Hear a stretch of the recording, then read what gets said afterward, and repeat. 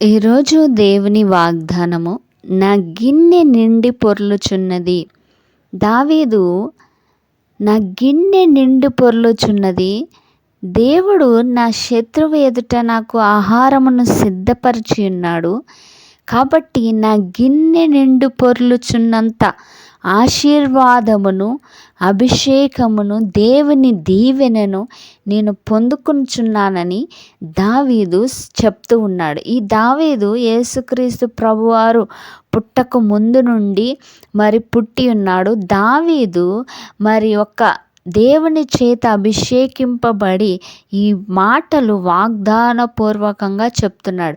ఎందుకు వాగ్దానపూర్వకమైన మాటలని అంటానంటే, చూడండి, యోహాను సువార్త 10వ అధ్యాయంలో దేవుడే చెప్పాడు, నేను గొర్రెల కొరకు వచ్చినాను, నేను గొర్రెలకు మంచి కాపరిని, గొర్రెల కొరకు ప్రాణం పెట్టడానికి నేను వచ్చానని ప్రభువే చెప్పాడు. కాబట్టి దావీదు ముందుగానే ప్రభువు గురించి కీర్తన గ్రంథంలో మాట్లాడుతూ ఉన్నాడు. ప్రభువు మనలను అభిషేకించి, పరిశుద్ధాత్మ ద్వారా అభిషేకించి, మరియు మనలను శాంతికరమైన జలముల యొద్దకు నడిపించి, మన శత్రువు ఎదుట మనకు ఆహారమును సిద్ధపరుస్తాడు. మన గిన్నె సమృద్ధిగా నిండి పొర్లుతూ ఉంటుందని దావీదు ముందుగానే చెప్పాడు. దేవుడు అంటాడు యోహాను సువార్త 10వ అధ్యాయంలో, నా గొర్రెలు నా స్వరమును వినును, తప్పిపోయిన గొర్రెల కొరకు నేను వచ్చి ఉన్నాను, వాటికి ఆహారమును దయచేయుటకు, సమృద్ధిగా దయచేయడానికి నేను వచ్చి ఉన్నానని దేవుడే స్వయంగా మాట్లాడాడు. కాబట్టి దావీదు అంటాడు, గాఢాంధకారపు లోయల్లోనికి నేను వెళ్ళిపోతున్నా, నేను భయపడను, ఎందుకంటే నీ దుట్టికర్ర, నీ దండము నన్ను కాపాడును. నా కాపరి నన్ను కాపాడుతాడు. అవి ఏ భయంకరమైన పరిస్థితులైనా, దుడ్డికర్ర అయినా, దండమునైనా ఉపయోగించి ఆ భయంకరమైన పరిస్థితిలో నుండి నన్ను నా దేవుడు విడిపిస్తాడని దావీదు చెప్తున్నాడు. అయితే శత్రువు ఎవరయ్యా అంటే, దొంగ నాశనమునకు, హత్యకును వచ్చును, వాడు గొర్రెల కొరకు, క్షేమం కొరకు ఏమాత్రము రాడు. దొంగ ఎవరయ్యా అంటే, గర్జించు సింహము, వాడే అపవాది. వాడు గొర్రెలకు నాశనాన్ని కలుగజేయడానికి, దొంగిలించడానికి వస్తాడు. వీడు ముందు ప్రభువు తన ప్రజల్ని ఎలా కాపాడబోతూ ఉన్నాడని ముందుగానే దావీదు చెప్పాడు. అదే వాక్యము యోహాను సువార్త 10వ అధ్యాయంలో కూడా వ్రాయబడి ఉంది.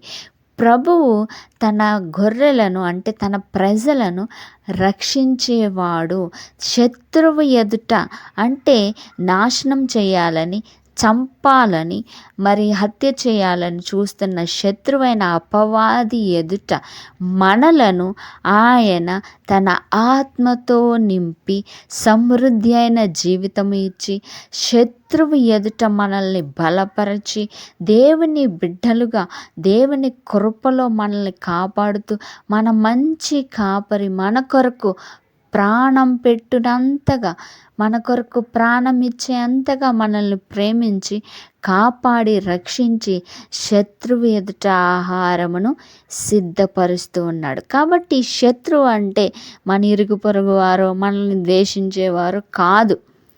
శత్రువు అంటే అపవాది. అపవాది ఎదుట ఆయన పరిశుద్ధాత్మ తైలమును మన మీద ప్రోక్షించి, మన గిన్నె నిండు పొర్లుపోయేంత అభిషేకముతో నింపి, అంత ఆశీర్వాదములతో నింపి, మనల్ని గొర్రెల కాపరిగా మనల్ని కాపాడుచు, మేపు కలగజేస్తూ, కాపుదల కలగజేస్తూ, దేవుడు మనల్ని రక్షిస్తున్నాడని ఈ వాక్యం యొక్క అసలైన అర్థం. కాబట్టి మన శత్రువు అంటే మన ఇరుగు పొరుగు వారు కాదు. అందుకే ప్రభు చెప్తారు, చూడండి, నీ శత్రువుల గురించి ప్రార్థన చేయండి, మిమ్మల్ని హింసించే వారి కొరకు ప్రార్థన చేయండి. వారికి తెలియదు, వారు ఏదో ఒక మాట ద్వారా నిన్ను హింసించవచ్చు, అయితే వారిని క్షమించమని, ప్రభు వారిని మార్చమని ప్రార్థన చేయండి. కానీ వారు నీ శత్రువులు ఏమాత్రము కాదు. నీ శత్రువు అపవాది. వాడే మరణకరమైన లోయలోనికి మనల్ని తీసుకువెళ్తున్న మన కాపరి. ఆయన దుడ్డికర్ర, ఆయన దండముతో మనల్ని రక్షిస్తాడని దావీదు ముందుగానే చెప్పాడు. యోహాను సువార్తలో ప్రభువు అదే చెప్తున్నాడు. నా గొర్రెల కొరకు ప్రాణం పెట్టడానికి నేను వచ్చి ఉన్నాను. నువ్వు ఏ గాఢంధకారపు లోయల్లోనికి వెళ్తున్నా, ఎటువంటి శోధన గుండా వెళ్తున్నా, నిన్ను రక్షించి మరి ఉన్నత స్థలముల్లోనికి నిన్ను ఎక్కిస్తాను. ఆత్మీయ ఆహారం ప్రతిరోజు దేవుడు తన ఆహారముతో నింపుతున్నాడు, పరిశుద్ధాత్మతో నింపుతూ ఉన్నాడు. దేవుని వాక్యం చెప్తుంది, జీవాహారము నేనే. ఎవడైతే నా శరీరము తిని మరి నా రక్తమును తాగుతారో వారు నిత్య జీవం పొందుకుంటారని దేవుని వాక్యం చెప్తుంది. అనేకుల కొరకు ఆయన శరీరము విరవబడింది, ఆయన రక్తము చిందింపబడింది.